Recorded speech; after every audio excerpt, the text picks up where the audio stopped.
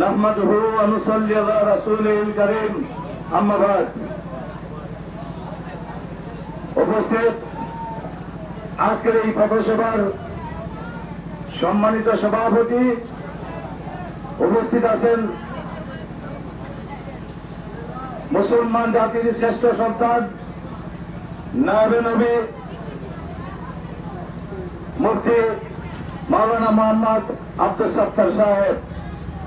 উপস্থিত আছেন মঞ্চে বাংলাদেশ আওয়ামী লীগ পাকুন্দ উপজেলা শাখার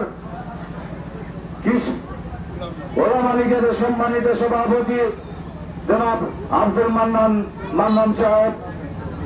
উপস্থিত আছেন আমাদের প্রবীণ আওয়ামী লীগ নেতা জনাব দুলাল ডিলা সাহেব।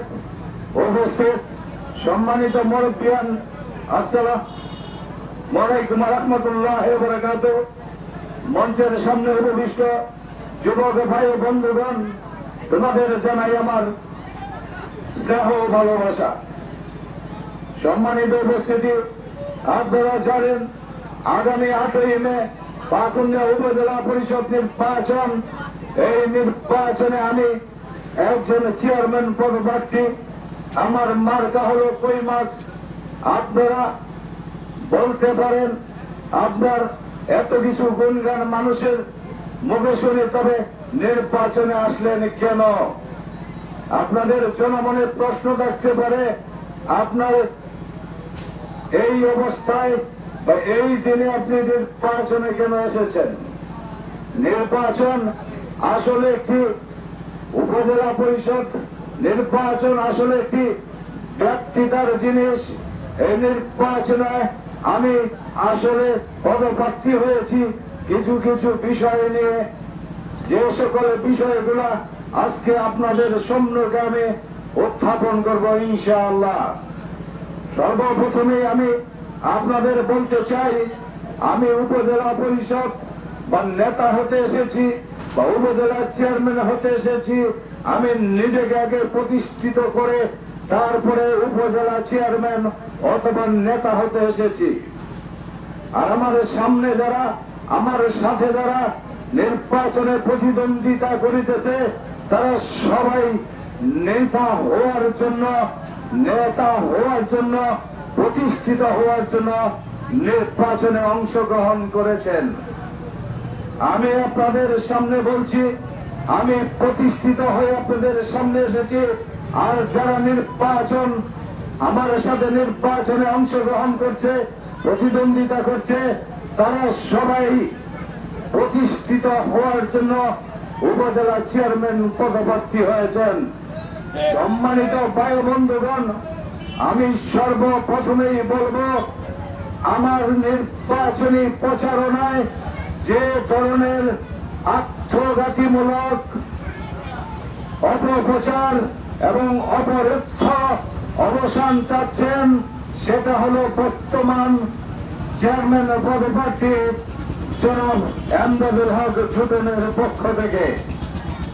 তিনি বিভিন্ন জায়গায় বিভিন্ন মঞ্চে, বিভিন্ন মহল্লায়, বিভিন্ন গ্রামে গঞ্জে নিরীহ ভোটারদের কাছে টাকা নিয়ে বেড়াচ্ছে আর বলতেছে, খাতায় লেখো, লিখে টাকা নিয়ে যাও। ভোট যদি না দাও, আগামী দিনে আমি যদি ভোট না পাই, পাস না করতে পারি, তাহলে বাড়িতে র্যাব যাবে।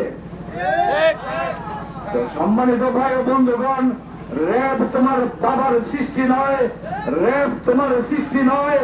র্যাব গণপ্রজাতন্ত্রী বাংলাদেশের একটা ফোর্স, যে ফোর্সের নেতৃত্ব দিয়ে থাকেন এদেশের স্বরাষ্ট্রমন্ত্রী। বাংলাদেশের বিভিন্ন পুলিশ, আনসার, সেনাবাহিনী, বিভিন্ন পর্যায়ের সংস্থা থেকে লোক দিয়ে র্যাব প্রতিষ্ঠিত হয়েছে। র্যাব তোমার বাবায় পরিচালনা করে না, র্যাব পরিচালনা করে এদেশের সরকারের স্বরাষ্ট্রমন্ত্রী। আমি তাই বলতে চাই, ভাই বন্ধুগণ, অনেক প্রমাণ আছে, অনেক ভিডিও ফুটেজ আমার কাছে এসেছে, বলতেছে এখানে লেখে টাকা নিয়ে যাও। মনে রাখবে, সেদিন যদি আমাকে ভোট না দাও, তাহলে তোমার বাসায় তোমার বাড়িতে র্যাব যাবে। এটা কেমন ধরনের প্রার্থী, কোন ধরনের প্রার্থী?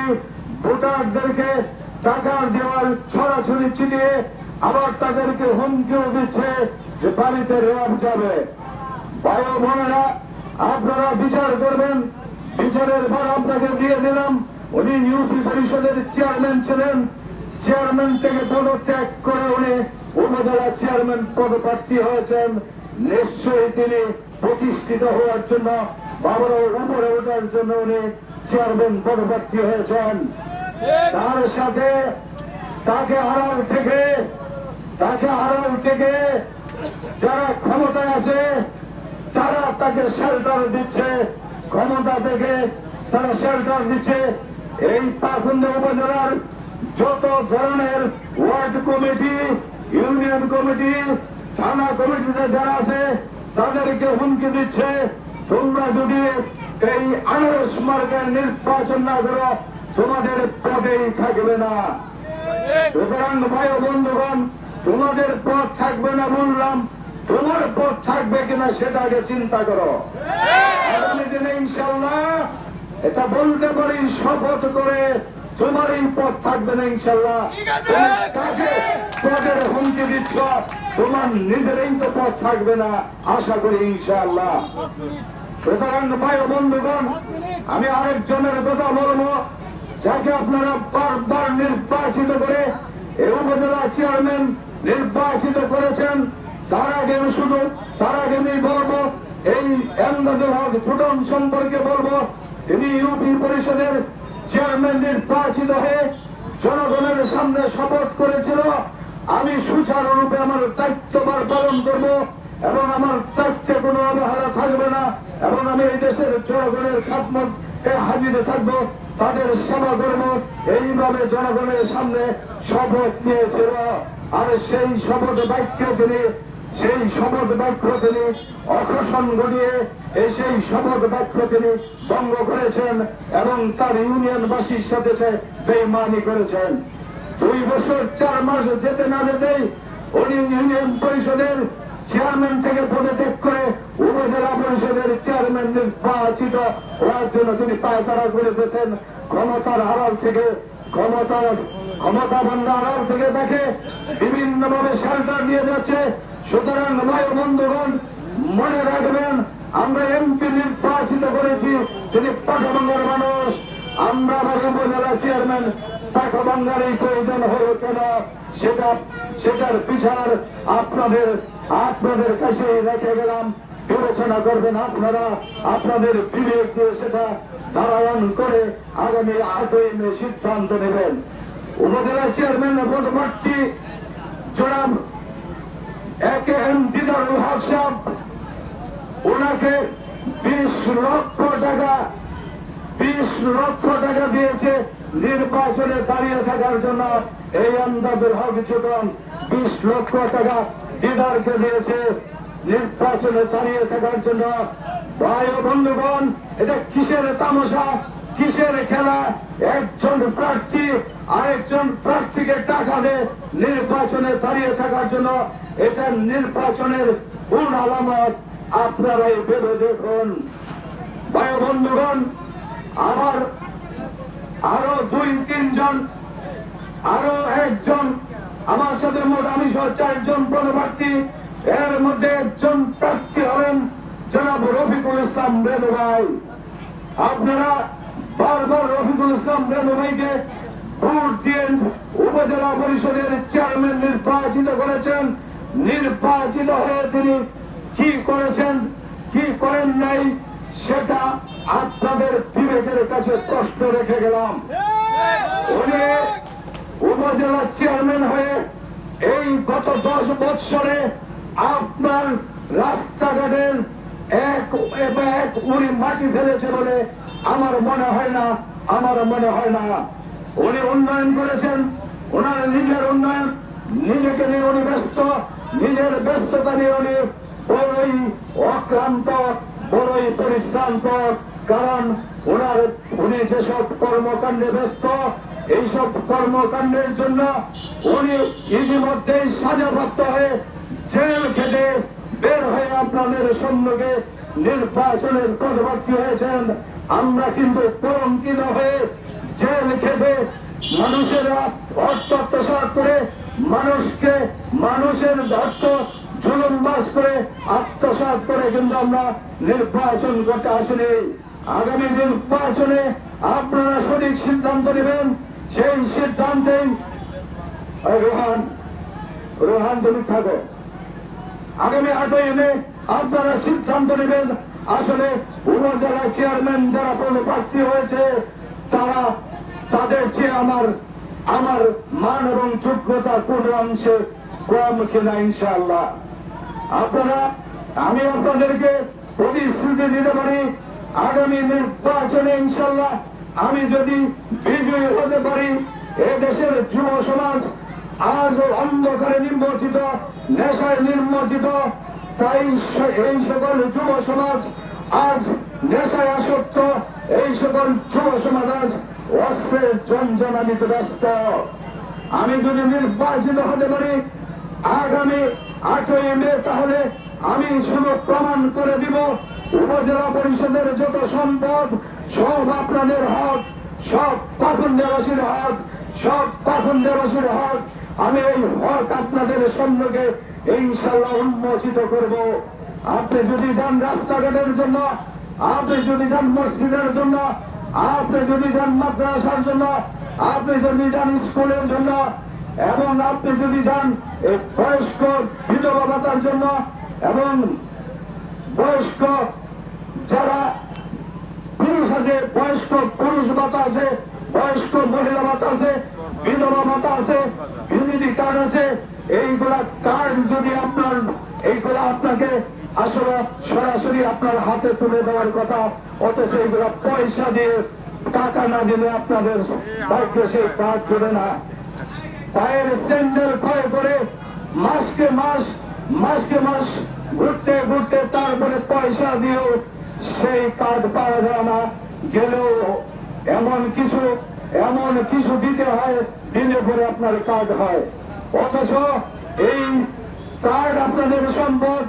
এই উপজেলা পরিষদের যত বরাদ্দ আছে, আপনি টিআর বলেন, কাবিকা বলেন, যত এলজিডি বরাদ্দ বলেন, বিশ্ব ব্যাংকের বরাদ্দ বলেন, এশিয়া ব্যাংকের বরাদ্দ বলেন, জায়গার বরাদ্দ বলেন, জেলা পরিষদ বরাদ্দ বলেন, সব বরাদ্দই কিন্তু উপজেলা পরিষদে আছে।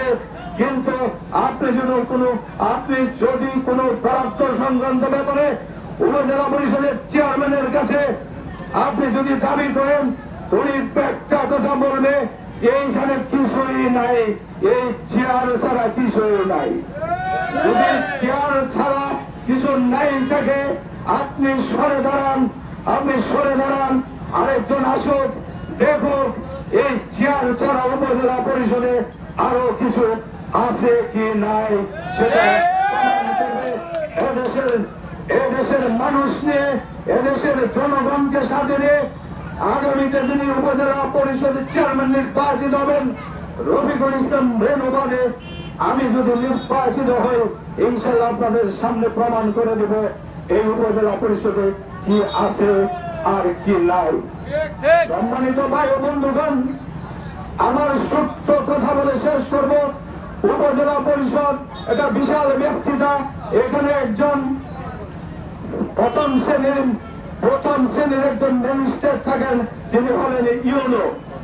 আর উপজেলা পরিষদের এই ইউনো সব সাচিবিক দায়িত্ব পালন করে, তার অধীনে আরো 12 জন বিসিএস ক্যাডারের অফিসার আছে।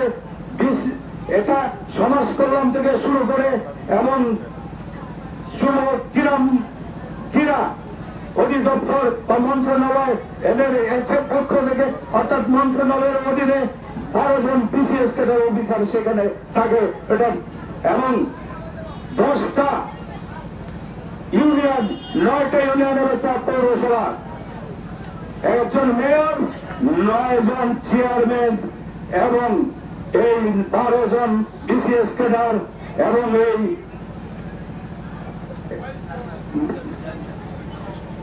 এই ইউনুসাব সহ ইউনুসাব সাচিবিক দায়িত্ব পালন করেন।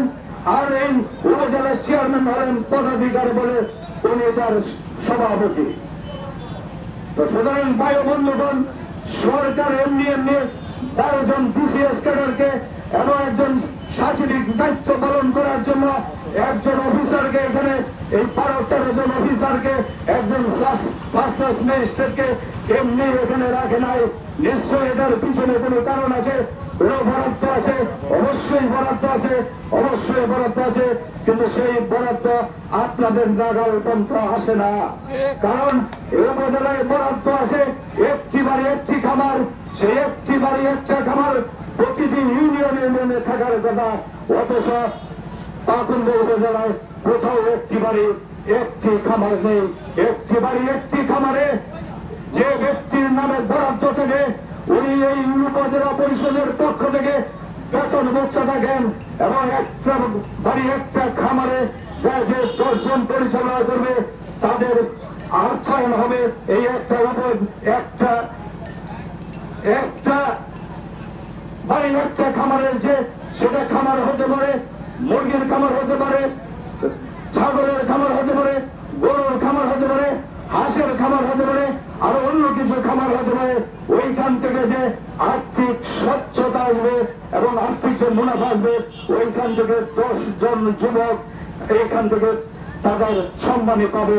অথচ আমাদের উপজেলা 10টা উপজেলায় 10টা ইউনিয়নের মধ্যে একটা ইউনিয়নে শুধু একটা প্রকল্প চালু আছে, একটা বাড়ি একটা খামার।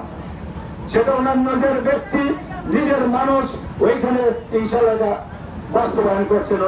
বাকি সব এই তাদের অন্যায় অবৈধভাবে সেগুলো উদ্ধ্বস্ত করতেছে। ভাই বন্ধুগণ, আমি বলতে চাই এই সকল রাস্তা প্রতি বছর একবার রিপেয়ারিং এর জন্য বরাদ্দ থাকে। সেই রিপেয়ারিং এর বরাদ্দ কাগজে পত্রে চলে, খাতা কলমে চলে, অফিসে বসে চলে। উপজেলা চেয়ারম্যান আর এই সাচিবিকরা তারা দায়িত্ব পালন করে এই এলজিআইডির রাস্তাগুলোর রিপেয়ারিং বরাদ্দ কাগজে পত্রে হয়। আমি গ্রামের বহু এই মেঠো রাস্তায় আমি চলেছি,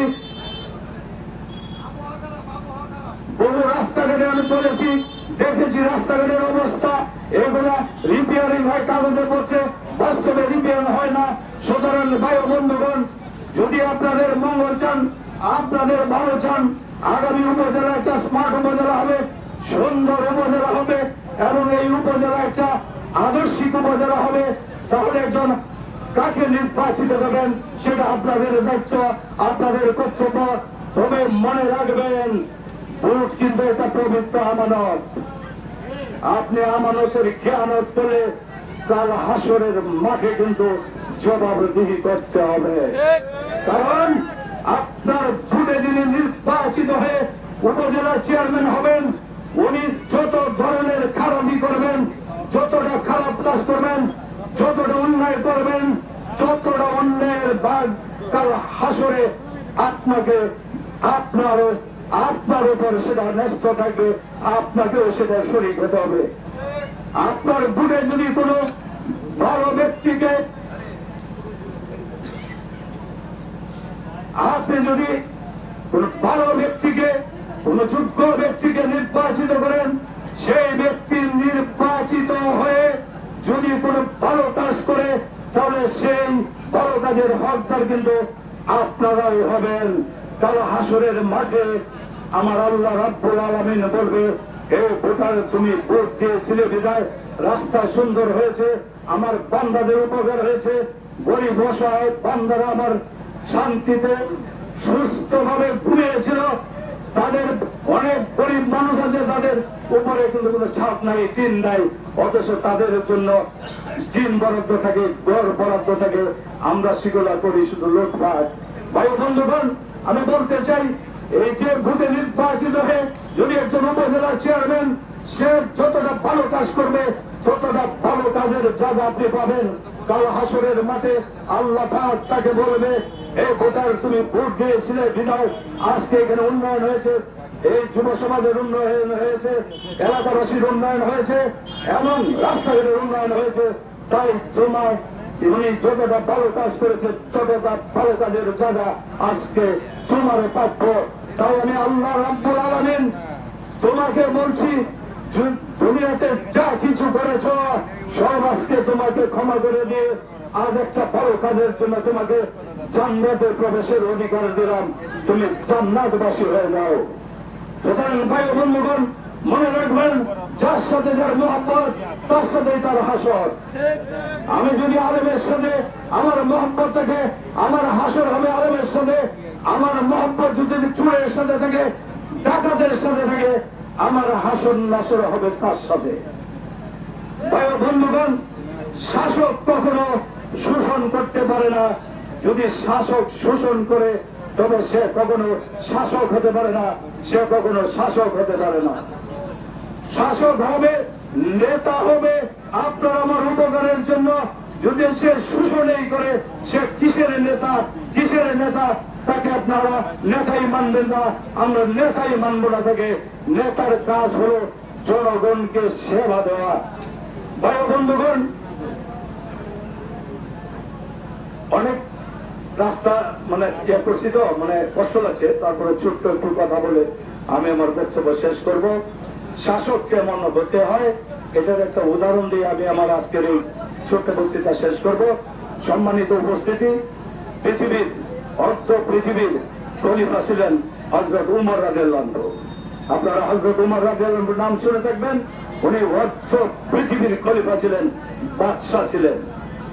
এই বাদশাহ রাতের অন্ধকারে সারাদিন মসজিদে নববীতে বসে তার কার্য পরিচালনা করতেন।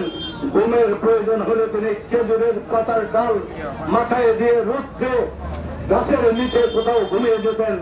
আর আমাদের আজকে নেতারা খেজুরের পাতার নিচে ঘুমিয়ে পড়ত দূরের কথা, তাদের সেই অভিলাষতা, তাদের সেই বিলাসিতার কথা দেখলে আমাদের মনে হয় গল্প কথার এক ইতিহাস হবে।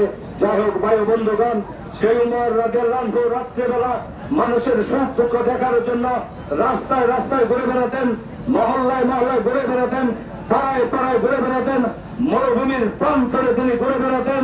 ঘুরতে ঘুরতে তিনি একদিন দেখতে পেলেন এক ছোট্ট একটা কুঠুরে একটা ছোট্ট নিভে নিভে বাতি জ্বলছে।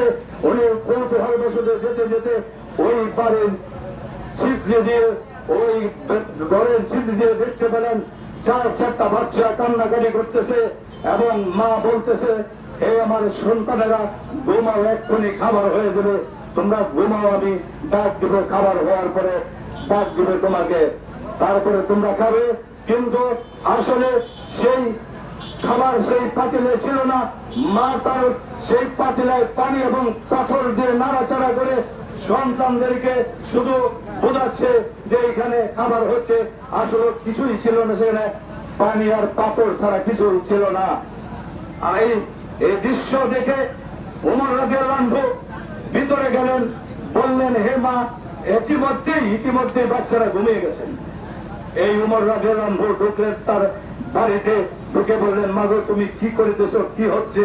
ওই মহিলা অজুর নয়নে কাঁদতেছে আর বলতেছে, তুমি কে? হে প্রতীক, তুমি কে? তুমি যদি আমার কিছু উপকার করতে চাও তাহলে দেশের খলিফাতুল মুসলিমিনকে আমার সামনে হাজির করো। যদি কিছু চাও, আমার কোন উপকার তোমার আসে, তাহলে খলিফাতুল মুসলিমিনকে হাজির করো। আমি তাকে জিজ্ঞাসা করব, আমার এই বাচ্চারা কেন 7 দিন যাবত উপবাস, আমি কেন না খেয়ে আছি? আজ 7 দিন যাবত আমার বাচ্চারা একটুকু রুটি, একটুকু গুস্ত, একটা খেজুর মুখে দিতে পারে নাই। এই রাজ্যের বাদশাহ হলো খলিফাতুল মুসলিমিন। জিজ্ঞাসা আমি তাকে করব, তোমার কাছে কিছুই চাই না, তুমি যদি আমার উপকার করতে চাও, খলিফাতুল মুসলিমিনকে আমার সামনে হাজির করো।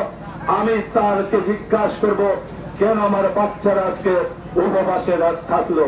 ভাই বন্ধুগণ, খলিফাতুল মুসলিমিন বললেন, মা গো, তুমি অপেক্ষা করো, আমি আসছি। ওই মহিলা বললেন, তোমার কিছুই করা লাগবে না, তুমি খলিফাতুল মুসলিমিনকে, এদেশের খলিফাকে, এদেশের বাদশাকে আমার সামনে হাজির করো, আমি জবাব দিব তার কাছে, তোমার কাছে নয়। উমর ফারুক রাদিয়াল্লাহু আনহু চলে গেলেন তিনি বাইতুল মালে। আবু উবায়দাকে বললেন, গোডাউনের মালিককে বললেন, আবু উবায়দা, তুমি আমার পিঠে তুলে দাও আটার বস্তা, তুলে দাও তুমি আজকে খেজুরের বস্তা, তুলে দাও গুস্তের বস্তা, আমার এক প্রজা অনাহারে আজ 7 দিন যাবৎ দিন কাটাচ্ছে। আমার চোখের পানি আমি ধরে রাখতে পারছি না, তাই আমার পিঠে উঠে দাও। আবু উবাইদা বললেন, এ খলিফাতুল মুসলিমিন, আপনি অর্ধ পৃথিবীর খলিফা, আপনি সেই সুধা বহন করবেন কেন? আমি বৃদ্ধ তো আছি, আমি চাদর তো আছি, আমার পিঠে তুলে দেন, আমি সেই কোথায় যেতে হবে, কোথায় সেই খাবার পৌঁছা দেবে, আমি পৌঁছে দেব। খলিফাতুল মুসলিমিন বললেন, হে আবু উবাইদা, কাল হাসরের মাঠে তোমাকে কিন্তু জিজ্ঞাসা করবে না, জিজ্ঞাসা করবে শাসক হিসাবে আমাকে।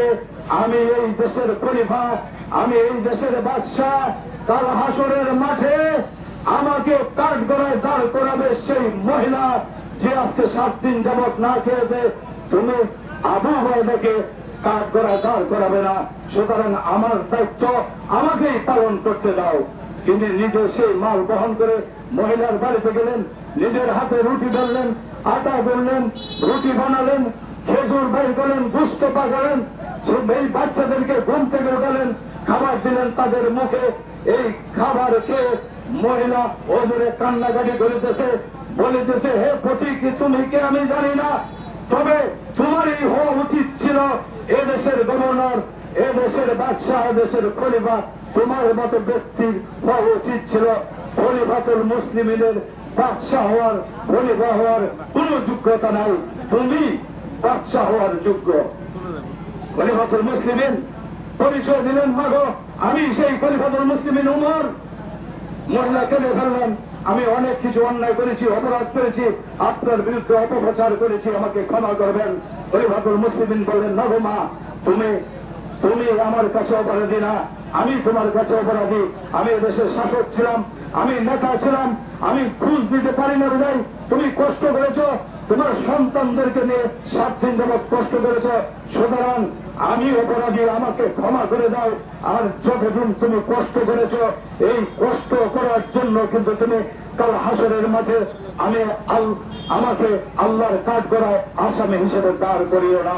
আমাকে তুমি ক্ষমা করে দাও, কষ্ট তুমি পেয়েছো, এই কষ্টের জন্য তুমি আমাকে ক্ষমা করে দাও, ক্ষমা করে দাও। কাল হাসরের মাঠে আল্লাহর সামনে, আল্লাহর টেবিলের সামনে, বিচারালয়ের সামনে আমাকে কাঠগড়ায় দাঁড় করিও না। সুতরাং ভাই বন্ধুগণ, শাসক হতে হবে এমন যে শাসক আপনার ঘরের পাকঘরের খবর পর্যন্ত রাখতে হবে। নেতা হতে হবে এমন আপনার পাকঘরে কি আছে কি আছে না, আপনি কি খেয়েছেন কি খেয়েছেন না, আপনি কি পড়েছেন কি পড়েছেন না, আপনার ঘরের ছাদ আছে কিনা, আপনি কি সুবিধা অসুবিধায় আছেন, এই শাসকরা আজ সেগুলা দেখার কথা, অথচ আপনাদেরকে করে তারা শোষণ।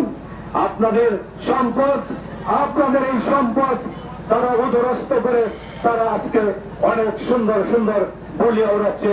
আবারও বলতেন উন্নয়নের মার্কা, অমুক মার্কা, তমুক মার্কা।